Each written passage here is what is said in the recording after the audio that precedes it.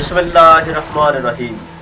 अस्सलाम वालेकुम दोस्तों, मैं जवाल हुसैन आप सबको अपने YouTube चैनल पर खुशामदीद कहता हूँ। कल हमने एक वीडियो पेश की थी जिसमें इमाम अली अलैहिस्सलाम के फरामीन जो नहजुल बलागा से मैंने मुंतखब किए थे वो पेश किए। कल भी हमने नहजुल बलागा के हिस्सा सोम से 12 फरामीन मुंतखब करके पेश किए थे और आज की वीडियो भी नहजुल बलागा के हिस्सा सोम से मुंतखब फरामीन पर मुश्तमिल है। ये भी 12 फरामीन है।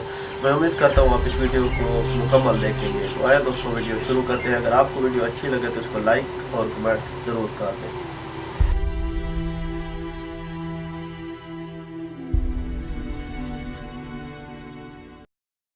आपसे ईमान के मुताल्लिक पूछा गया तो फरमाया कि ईमान दिल से पहचानना, जुबान से इकरार करना और एज़ा से अमल करना है। गुस्सा एक किस्म की दीवानगी है, क्योंकि गुस्सावर बाद में पशेमान ज़रूर होता है और अगर पशेमान नहीं होता तो उसकी दीवानगी पुख्ता है।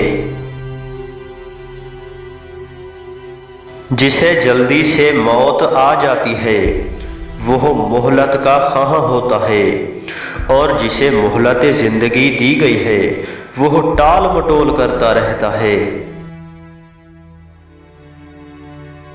जिस पर गुनाह काबू पा ले वह कामरान नहीं और शर के जरिया गलबा पाने वाला हकीकतन मगलूब है।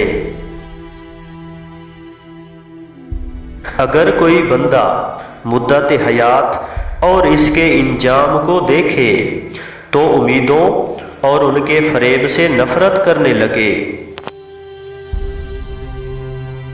इमाम अली अलैहिस्सलाम से कहा गया कि अगर किसी शख्स को घर में छोड़कर उसका दरवाज़ा बंद कर दिया जाए तो उसकी रोज़ी किधर से आएगी?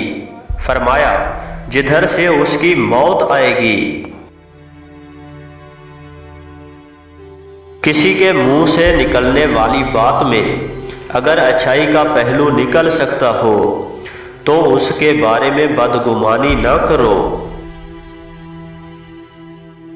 फिक्र एक रोशन आईना है, इबरत अंदोजी एक खैर ख्वाह मुतनब्बे करने वाली चीज है।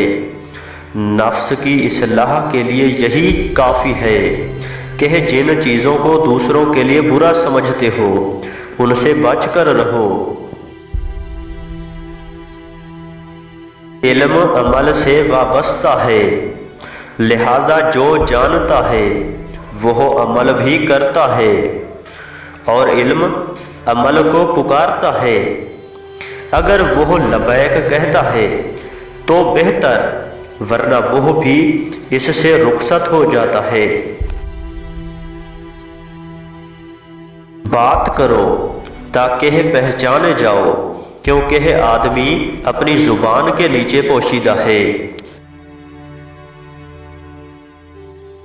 दिल आंखों का सहीफा है, तकवा तमाम खसलतों का सर ताज है।